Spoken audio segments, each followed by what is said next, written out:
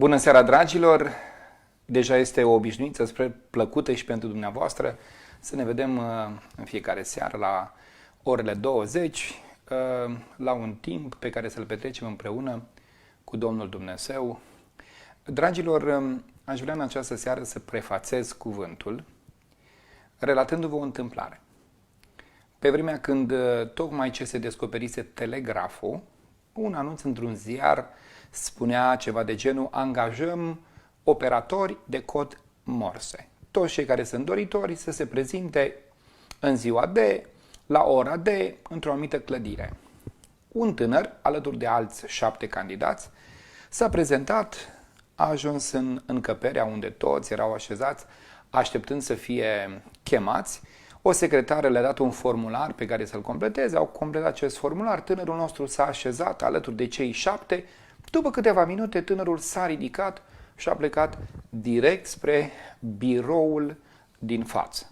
Toți ceilalți au început să vocifereze, să spună da, de ce s-a dus, cine l-a chemat, sigur va fi descalificat și după câteva minute directorul acelei instituții iese împreună cu tânărul respectiv și spune: domnilor, sunteți liberi, tânărul acesta tocmai ce a obținut postul de operator în cod Morse.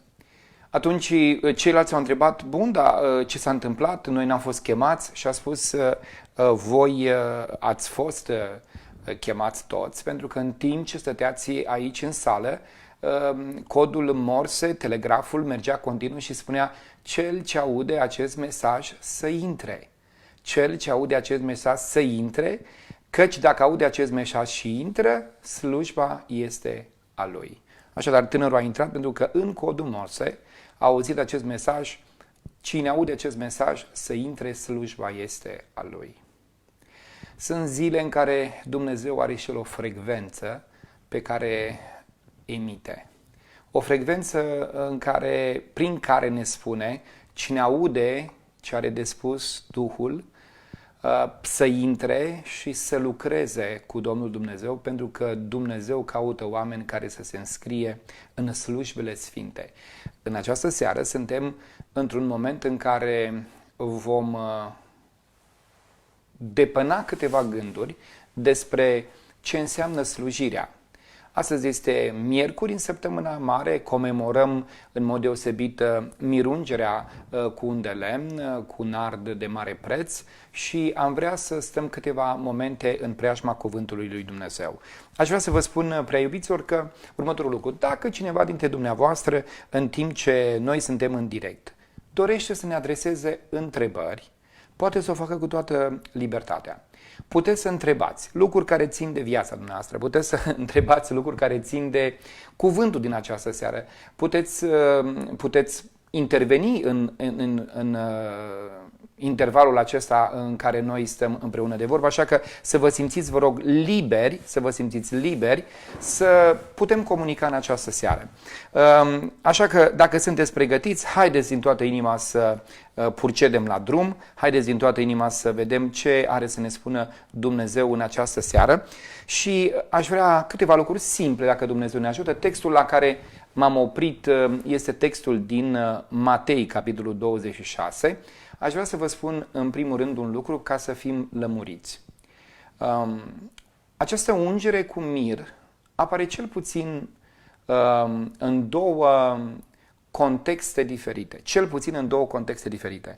Textul din Luca 7, unde este o femeie păcătoasă în casa lui Simon leprosul, este diferit de textul care este relatat în Evanghelia după Matei, capitolul 26, în Marcu, capitolul 14 și în Ioan, capitolul 12. Textul la care ne-am oprit în această seară, text care este relatat și de Evanghelia după Marcu și de Evanghelia după Ioan, se referă la Maria. Maria, sora lui Lazar. Lazar, cel care a fost înviat. Iată acum Maria stă în casă și Maria este aceea care unge pe Domnul Iisus Hristos cu mir. Deci avem de a face cu două femei care îl ung pe Domnul Iisus Hristos cu mir, una din Luca 7 despre care se știa că este păcătoasă și nu este aceeași cu Maria din Matei 26, unde ne-am oprit noi în această seară, Marcu 14 despre care vorbea Cornel Popescu mai înainte sau Ioan 12, pentru că în aceste trei evanghelii se vorbește despre Maria, sora lui Lazar, și nu despre femeia păcătoasă din Luca, capitolul 7. Sigur, sunt comentatori biblici care spun că de fapt ar fi vorba despre trei femei cu mirungere, dar noi credem că cel puțin această clarificare este natură să ne ajute să înțelegem că Maria de aici, din Matei 26, nu este femeia păcătoasă din casa lui Simeon leprosul, pentru că, iată, debutează cuvântul Dumnezeu spunând când era Iisus în Betania, în casa lui Simon leprosul. Și unii fac o paralelă, o conexiune între Matei 26 și Luca 7, pentru că în Luca 7 se află Domnul Iisus Hristos în casa lui Simon leprosul. Unii comentatori biblici spun că Simon leprosul este posibil să fi fost chiar tatăl lui Lazar și atunci, fiind în Betania, Betania fiind casa Martei, Mariei și a lui Lazar, faptul că Domnul Iisus Hristos era în casa lui Simon leprosul, care nu mai era lepros, ci a fost vindecat, nu era o noutate, pentru că deseori Domnul Iisus Hristos a fost și a poposit în casa lui Lazar, a Martei și a Mariei. Plus că Marta, spun comentatorii biblici, că ar fi fost o femeie care se ocupa cu organizarea unor mese, cu organizarea unor festivități, de aici și zelul ei pentru slujire. De ce spun lucrul acesta? Spun lucrul acesta pentru că este bine de fiecare dată să realizăm că înțelesul unor întâmplări trebuie să fie așezat în contextul în care Biblia le plasează, ca să nu ne grăbim mai apoi trăgând concluzii despre care nu suntem îndreptățiți să le avem. Aș vrea din toată inima, dragii mei, să vă spun în această seară un lucru. Viața stă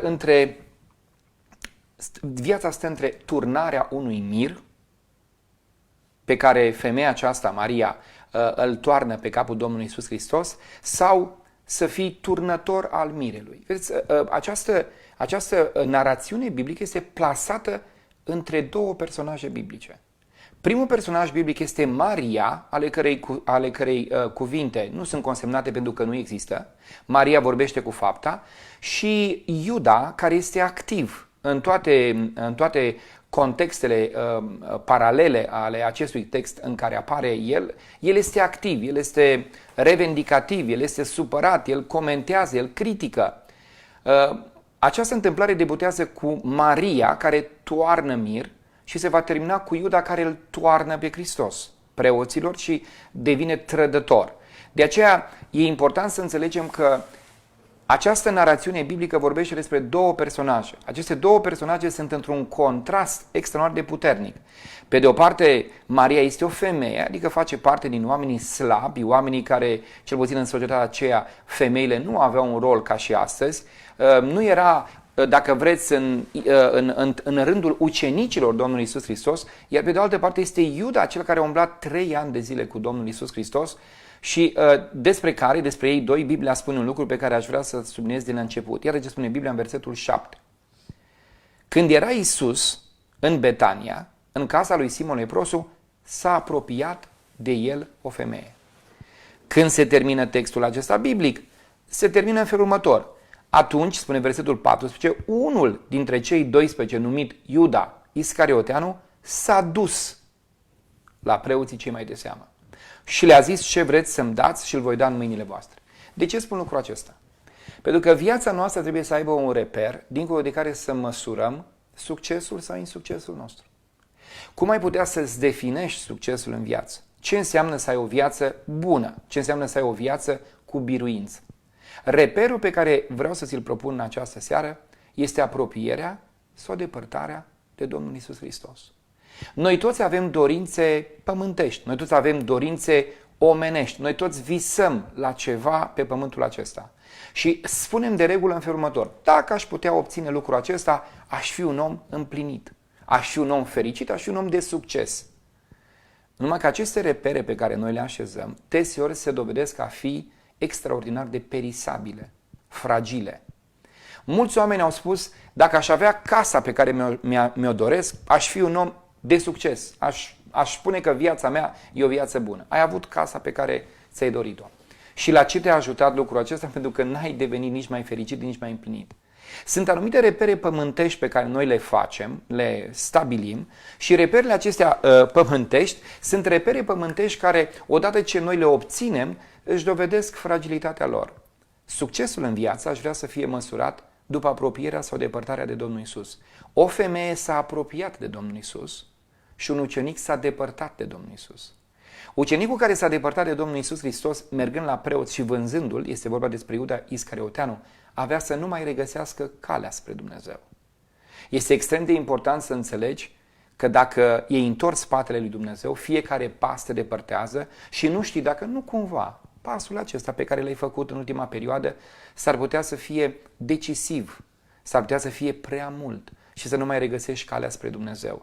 De aceea te sfătuiesc, așa cum mă sfătuiesc, dacă cumva te-ai depărtat de El, nu lăsa ca ziua de astăzi să mai așeze între tine și El încă o distanță, ci întoarce-te cu privirea spre El. Întoarce-te cu sufletul tău spre El și spune-i: Doamne, eu vreau să străbat înapoi calea către Tine. Ajută-mă să pot recupera distanța care ne desparte. Ajută-mă să fac ce este bun ca să pot să merg pe calea cea dreaptă. Dragii mei, Maria a uns cu mir capul Domnului Iisus Hristos. Unul dintre lucrurile pe care aș vrea să-l înțelegem este următorul. Este posibil ca mirul acesta, spun unii comentatori, să fi fost un mir care era rezervat ungerii trupului mort al fratelui ei. Pentru că noi știm că Lazar murise și știm că Marta și în special casa lui Marta și a lui Lazar era o casă primitoare. Posibil ca oamenii aceștia să fi fost un pic peste medie, mai înstăriți. Și atunci asigur că îmbălsămarea lui Lazar avea să fie făcută cu această ungere care se făcea și era specifică. Vedeți, este o litră de nard curat, spune cuvântul Dumnezeu. O litră înseamnă cam 330 de mililitri. Foarte scump, spune cuvântul lui Dumnezeu. De mare preț era acest nard. El se folosea de obicei la îmbălsămarea regilor, la îmbălsămarea celor care erau de viță regală, a capetelor care erau încoronate. Ei, dragii mei, acum Maria ia acest mir și spune: câtă vreme fratele meu Lazar nu mai este mort și nu mai trebuie să folosesc acest un de lemn pentru înmormântarea lui, fiindcă aici este acela care i-a dat viață și l-a chemat din mormânt într-o înviere, atunci merită să folosesc acest un de lemn de preț în a lunge pe el. Câți dintre noi, chemați de Dumnezeu să-i slujim, n-ar trebui să ne amintim de binele pe care Dumnezeu ne l-a făcut? De atâtea ori Dumnezeu ne-a păzit viața. Unii dintre noi suntem sănătoși, nici nu știm ce înseamnă să cheltuiești cu doctorul, nici nu știm ce înseamnă să te duci să cheltui cu medicamente. Nu suntem conștienți de faptul că sănătatea aceasta pe care a dat-o Dumnezeu atrage din partea noastră o responsabilitate de a ne cheltui pentru El. Mulți dintre noi am primit din partea lui Dumnezeu daruri peste daruri și binecuvântări peste binecuvântări. Nu-ți spune nimic lucrul acesta? Te rog în această seară să te gândești. Dumnezeu te-a păzit. Dumnezeu te-a scăpat de la moarte. Dumnezeu te-a ridicat din groapa pieirii. Oare ceea ce ai fi cheltuit ca să te repari, pentru că ai ajuns în situații limite ale vieții, dacă Dumnezeu te-a scăpat, oare ceea ce ai fi cheltuit ca să te repari, ca să îndrepți situația, n-ar trebui să pui la picioarele Domnului Iisus Hristos să spui: Doamne, îți mulțumesc că m-ai scos din niște necazuri grozave care m-ar fi cheltuit în primul rând pe mine, i-ar fi cheltuit pe cei de lângă mine, poate că mi-ar fi consumat resursele, îți mulțumesc că m-ai păzit. De aceea, Doamne, merită și sunt responsabil să-ți slujesc Ție.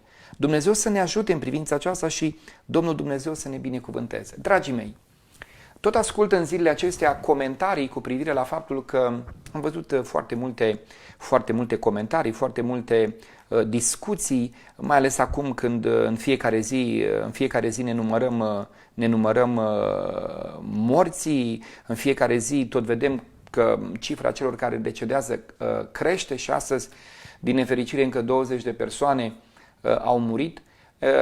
Citeam câteva comentarii în care se spunea: creștinilor le este frică de moarte, credincioșilor le este frică de moarte. Spunea cineva așa, cu foarte multă, aș putea să spun, vivacitate. Dragii mei, aș vrea să vă spun un lucru, în primul rând, ca o experiență personală. Și eu, până când am trecut prin câteva experiențe extraordinar de dramatice, aveam acest gen de entuziasm. Realitatea este că moartea este nefirească. Moartea aduce cu sine un fior extraordinar de straniu, de ciudat. Îi înțeleg pe oamenii care sunt în momente grele și probabil că sunt cuprinși de acest fior al morții și au acest sentiment, poate chiar de teamă. Însă ceea ce aș vrea să vă spun este următorul lucru. Maria a înțeles un lucru esențial.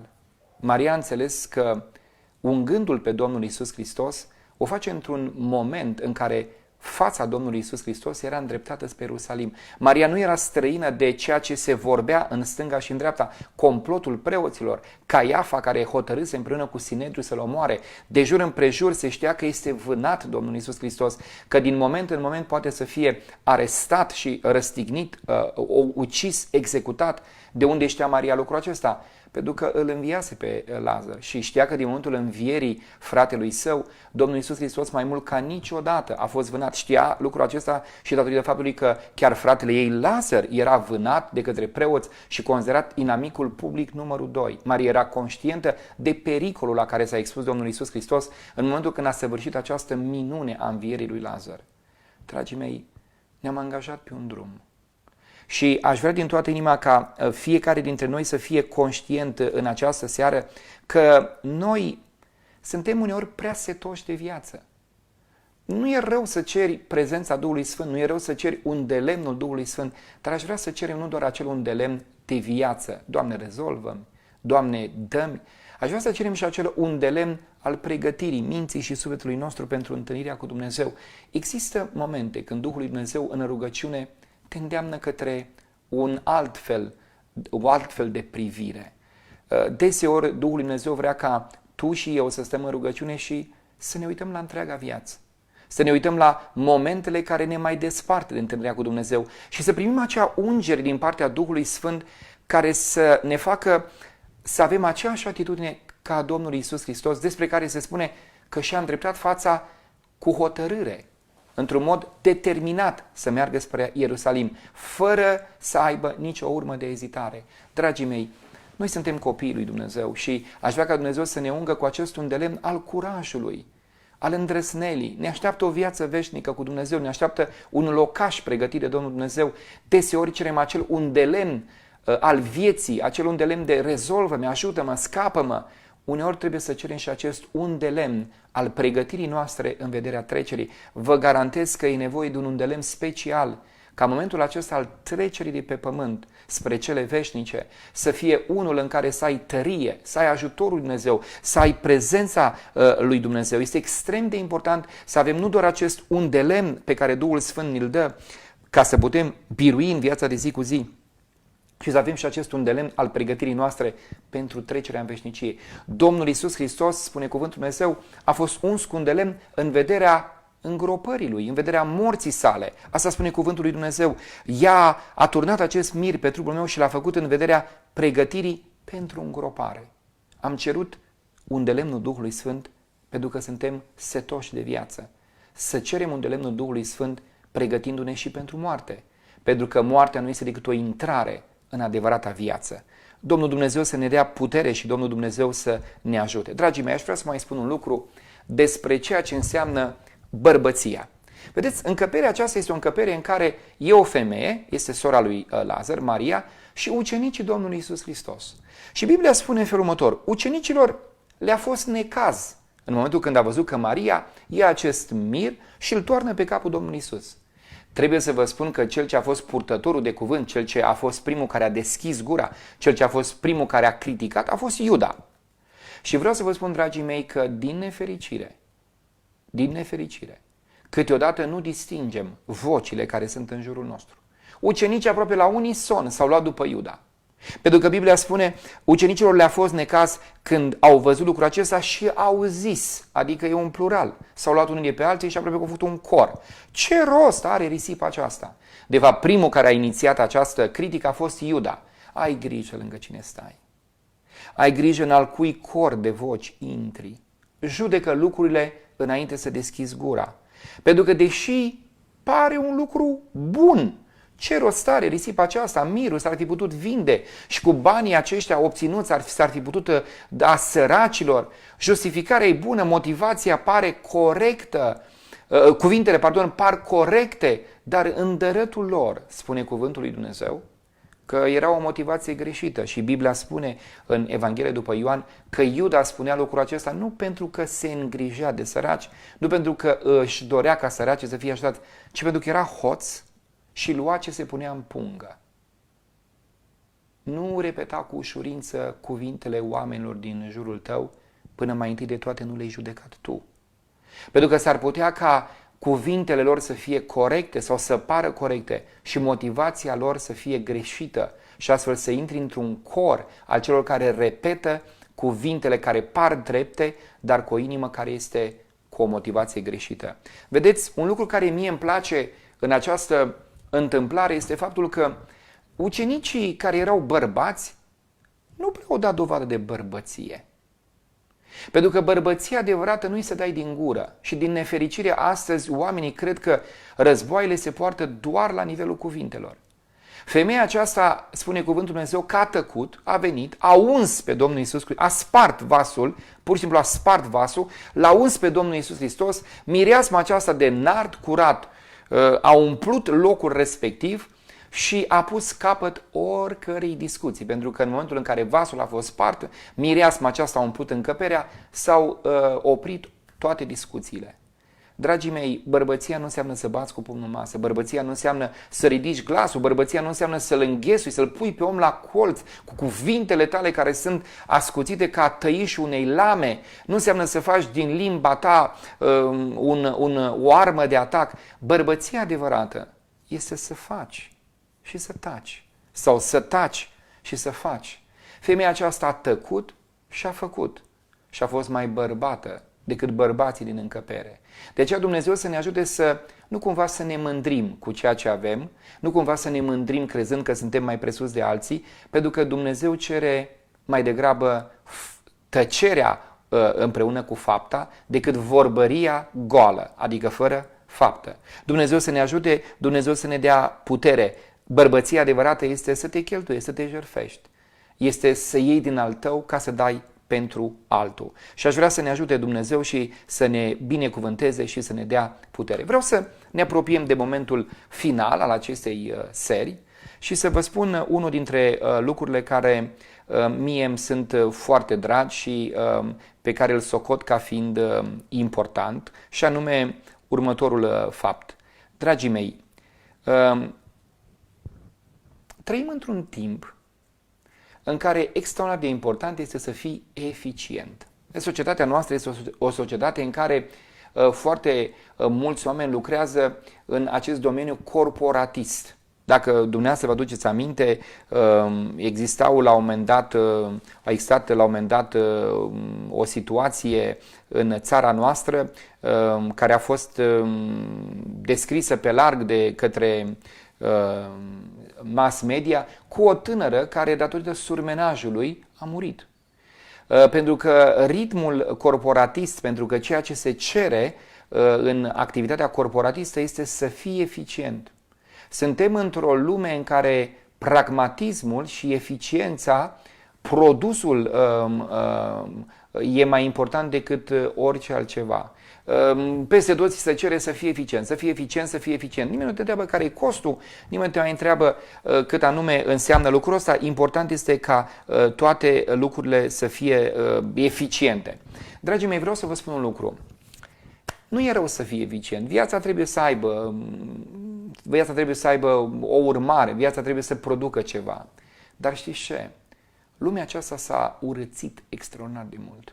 E o lume în care aproape că nu-și mai au loc gesturile simple. Gesturile care umplu ochiul nostru de bucurie. Aproape că a dispărut cu totul această valență estetică. Parcă am devenit așa o lume monocoloră. O lume lipsită de orice cromatică, de orice nuanțe.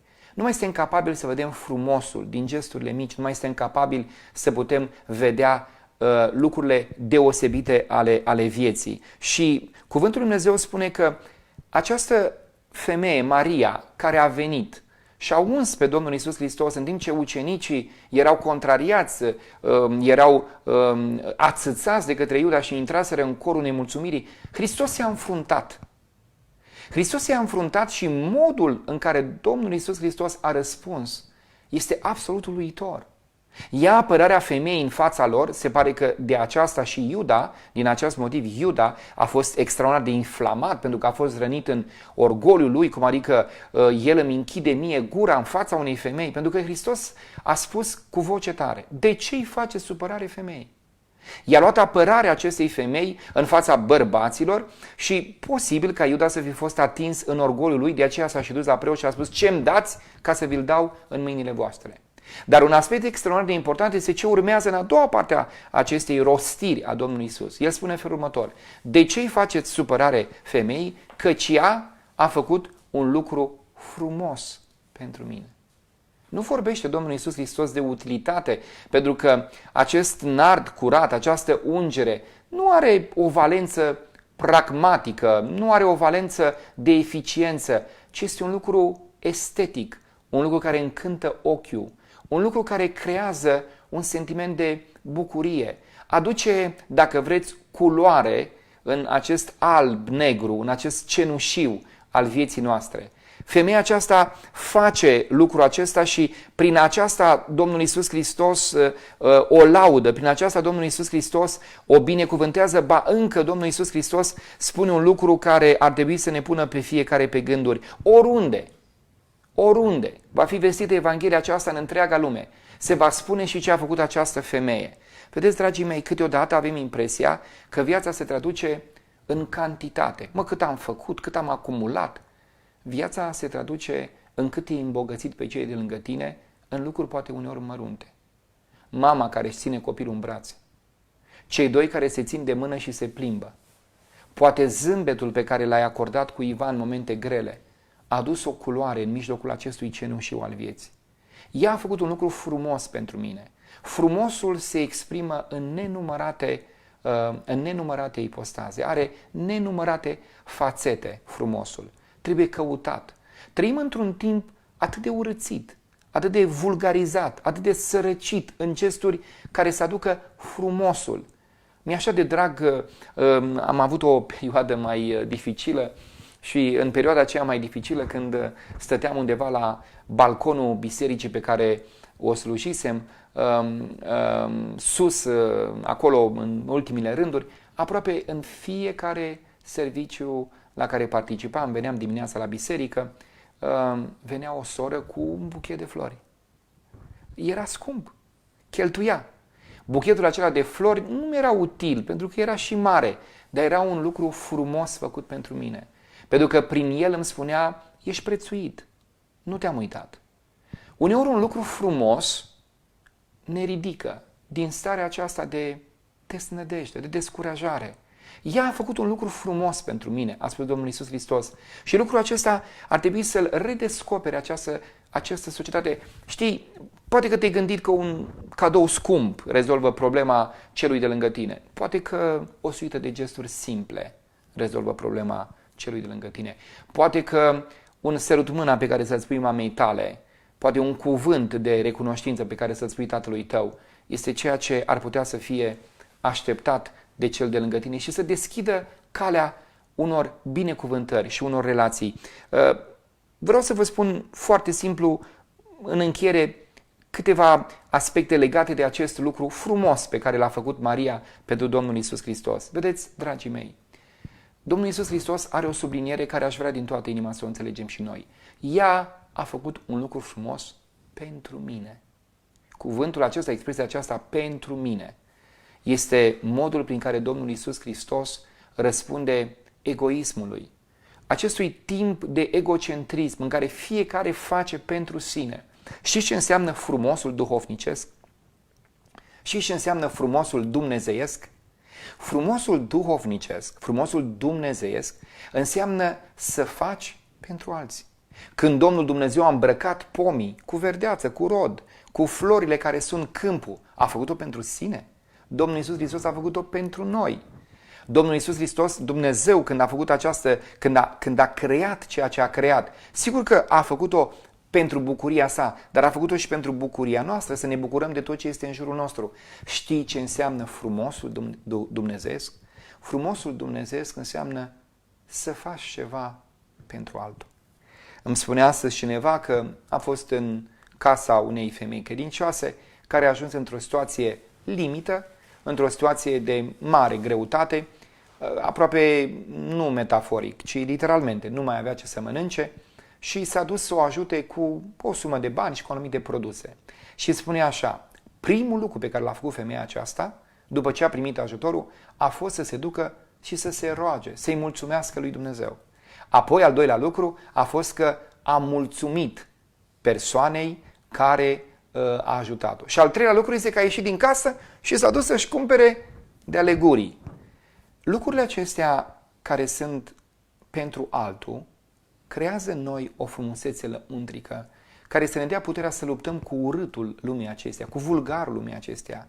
Adună faptele acestea de a îmbogăți pe alții, adună faptele acestea de frumusețe dumnezeiască și știi ce se va întâmpla? Vei simți că sufletul tău devine ca o grădină bine udată, în care mereu e o permanentă mireasmă de la viață către viață. Dacă vrei cu adevărat să intri în această frumusețe a trăirii cu Dumnezeu, dacă vrei să ai acest frumos dumnezeiesc, mai întâi de toate începe să faci lucruri pentru alții. În al doilea rând, aș vrea să vă spun un lucru și Dumnezeu să ne ajute, Dumnezeu să ne binecuvânteze. În al doilea rând, fă lucruri care îți stau ție în putință. Fă lucruri nu neapărat spectaculoase, fă lucrurile mici pe care poți să le faci. Știu că poate sună așa într-un mod simplist, dar crede-mă că dacă vei sta cu ochii pe aproapele tău, pe cel de lângă tine, vei afla că gesturile mici nasc iubiri mari. Că gesturile mici sunt acelea care vorbesc despre o inimă mare. Că gesturile care sunt făcute cu simplitate arată adevărata bogăție lăuntrică. Și voi încheia spunând următorul lucru. Cuvântul Dumnezeu spune, ea a făcut un lucru frumos pentru mine. Am vorbit despre ce înseamnă pentru mine, am vorbit despre ce înseamnă frumos și apoi închei spunând, ea a făcut un lucru. Sunt atâția oameni care sunt descurajați spunând, păi ce aș putea să fac? Cu ce aș putea eu să îmbogățesc lumea aceasta? Ce aș putea face eu pentru Dumnezeu? Și ce a spus Domnul Iisus? Ea a făcut un lucru, nu niște lucruri, nu multe lucruri, un lucru. Începe cu ce poți să faci. Fă ceva ce stă în putere, începe cu un lucru. Pentru că un lucru cheamă alt lucru. Pentru că un pas este urmat de un alt pas. Deseori noi nu mai facem nimic pentru că suntem descurajați, ne vedem limitele, ne vedem pe noi neputincioși, ne vedem pe noi fără nicio posibilitate să facem ceva, dar totdeauna să știi că a trăi în frumosul lui Dumnezeu, a trăi în slujirea cu Dumnezeu, totul începe cu un lucru. Fă un lucru. Poate că ai ceva în casă care poți să dai al cuiva. Poate că poți să dai un telefon, poate poți să dai un ban. Fă un lucru. Nu știu, Dumnezeu în fiecare zi îți va deschide ochii să vezi că un lucru poți să-l faci și tu. Un lucru pot să-l fac și eu. Un lucru putem să-l facem amândoi. Un lucru. Începe cu ceva. Dragii mei, am să închei în această seară întrebându-vă un lucru. Dacă v-am invitat să faceți un lucru, am să vă întreb și pe dumneavoastră un lucru. Și anume, dacă avea un copil, dacă ai avea un copil și ar fi băiat, ei pune numele Iuda? Iuda tati. Nu ei pune numele Iuda. De ce?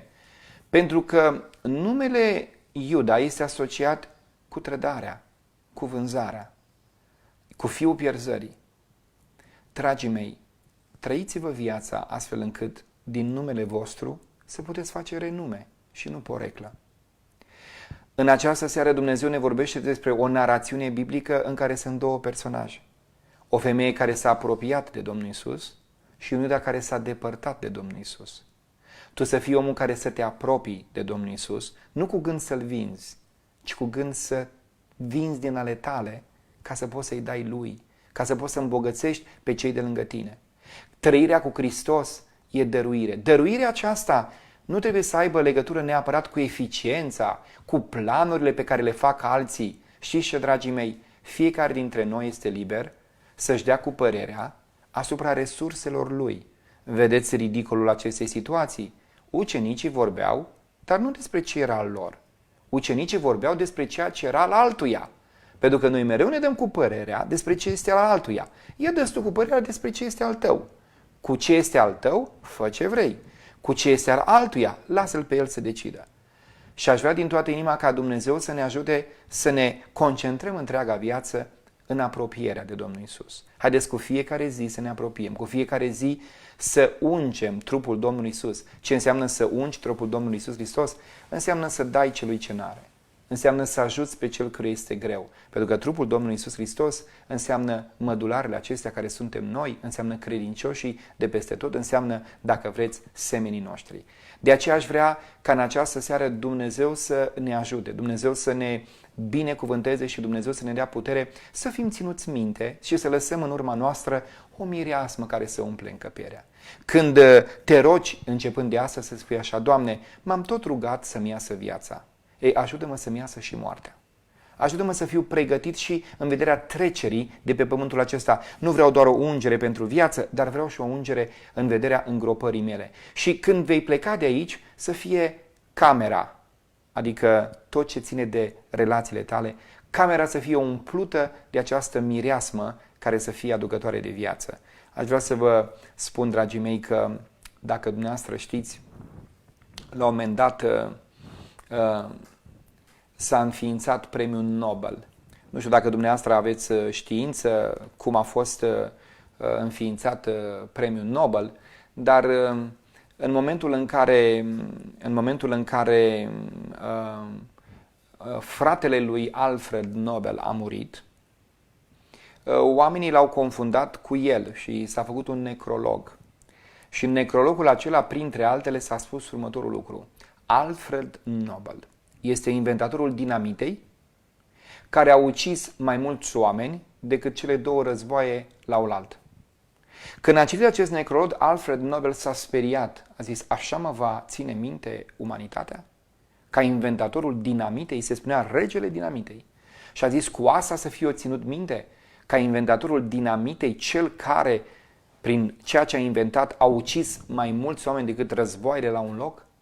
Și atunci s-a gândit și a instituit un premiu numit Nobel. Și a zis: cea mai frumoasă, mai importantă realizare la nivel mondial pentru pace să fie recompensată cu o sumă de bani. Și a pus averea la dispoziție pentru ca această invenție care să ajute umanitatea spre pace să fie recompensată. Astăzi Suedia, pentru că acolo a fost instituit premiul Nobel, astăzi Suedia, din ce am înțeles eu, când se decernează premiul Nobel, este aproape $1.000.000, este recompensată această invenție. Știți ce se întâmplă? Când astăzi lumea spune premiul Nobel, când spune Nobel, nimeni nu mai vorbește despre dinamită. Știți de ce?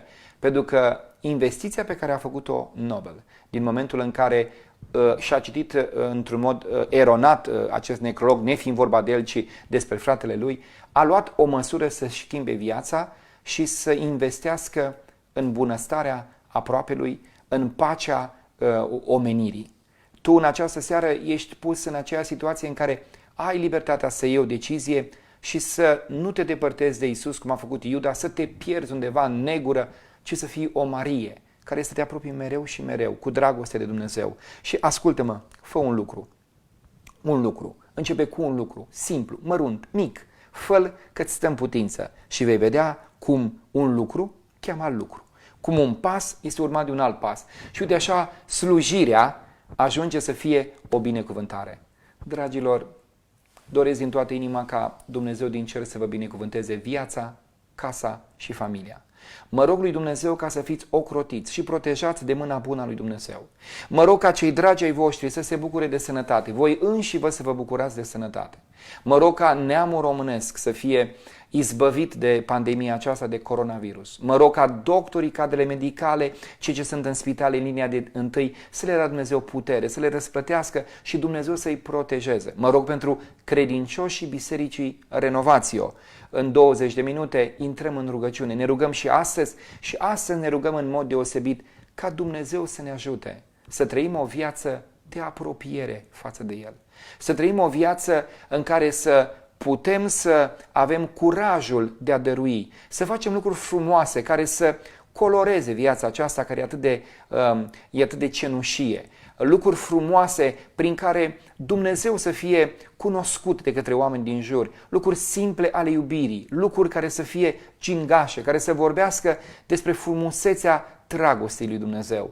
Dumnezeu să ne dea puterea aceasta de a avea înțelepciunea să cumpărim bine momentele. Sunt momente în viață când oamenii au nevoie de un fapt, un gest al iubirii. Să înțelegi momentul greu al aproapelui tău și să aduci ungerea de care are nevoie este doar o înțelepciune care ți-o dă Dumnezeu de sus. Să ne rugăm lui Dumnezeu, să-i slujim cu bucurie, să ne rugăm lui Dumnezeu să ne pregătească sufletul pentru întâlnirea cu El și să căutăm nu numai acest un de lemn pentru viață, și să căutăm și acest un de lemn pentru pregătirea ieșirii din viață, pentru că asta Domnul Dumnezeu dorește ca noi să facem și să fim pregătiți. Ne rugăm cu toată inima, ne rugăm spunându-i lui Dumnezeu: Doamne, dacă am făcut prea puțin pentru Tine, dacă m-am preocupat prea mult pentru mine, dacă am risipit, Doamne, oportunități, te rog, ajută-mă să îmi îndrept pașii spre Tine. Dacă m-am depărtat prea mult, ajută-mă să nu mai fac, Doamne ferește, un pas mai mult, ca astfel să nu mai pot regăsi calea spre Tine. Ajută-mă, Doamne Dumnezeul meu, să ies din mânie, să ies din amărăciune, să ies, Doamne Dumnezeul meu, din aceste sentimente negative, să ies din mândria aceasta când mie mi se pare că toți cei din jurul meu sunt într-un fel. Ajută-mă să pot să scap de patimi, ajută-mă să pot să scap de păcat. Aceasta este dorința cu care vrem să ne înfățișăm înaintea lui Dumnezeu. Dumnezeu să binecuvânteze casa ta, pe tine, Dumnezeu să binecuvânteze Biserica Renovatio. Ne rugăm în Duhul lui Dumnezeu și cerem ajutor de la Dumnezeu, spunându-i: vrem să slujim, începând cu lucruri mici, făcând poate un lucru, dar vrem să slujim, Doamne, pentru că lumea e atât de urâtă. Și prin slujire, prin faptele acestei mici, aducem și noi culoare, aducem și noi un strop de cer pe pământul acesta, un strop din albastru cerului lui Dumnezeu în acest negru cenușiu al pământului nostru. Să fiți binecuvântați! Ne vedem mâine seară cu ajutorul lui Dumnezeu la o slujbă specială. Mâine seară vă rog frumos să nu uitați, de la orele 19. Ne vedem împreună online, împreună cu pastorul Alin Jivan, împreună cu mine, suntem la o slujbă specială. Mâine seară vom celebra, ne vom aminti, vom parcurge drumul în odaia de sus, acolo unde Domnul Iisus Hristos a luat o pâine și după ce a binecuvântat-o, a rupt-o, a dat-o ucenicilor zicând: luați, mâncați, acesta este trupul meu care se frânge pentru voi. A luat un pahar de vin, după ce l-a binecuvântat, l-a dat ucenicilor zicând: luați, beți, acesta este sângele meu, sângele legământului celui nou, care se varsă pentru voi și pentru mulți spre iertarea păcatelor, instituind astfel legământul cel nou. Mâine seară sărbătorim legământul cel nou. Ne aducem aminte de porunca aceasta a Domnului Iisus, care a spus să faceți lucrul acesta spre pomenirea mea. Aproape 700 de credincioși au primit în aceste zile din partea bisericii acasă, au primit azimă, rodul viței, simbol al trupului și sângelui Domnului Iisus Hristos. Mâine seară vom sta toți împreună în rugăciune. Și în această rugăciune noi toți vom fi părtași lui Dumnezeu, amintindu-ne, comemorând moartea și învierea Domnului Iisus Hristos.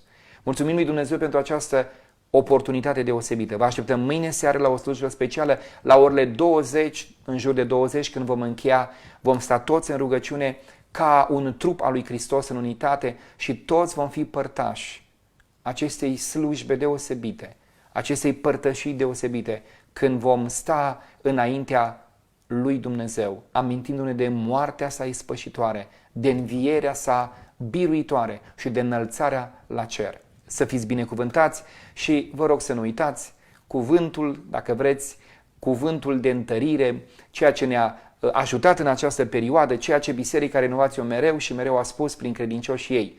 Noi suntem mereu încercați, dar niciodată biruiți. Să fiți binecuvântați!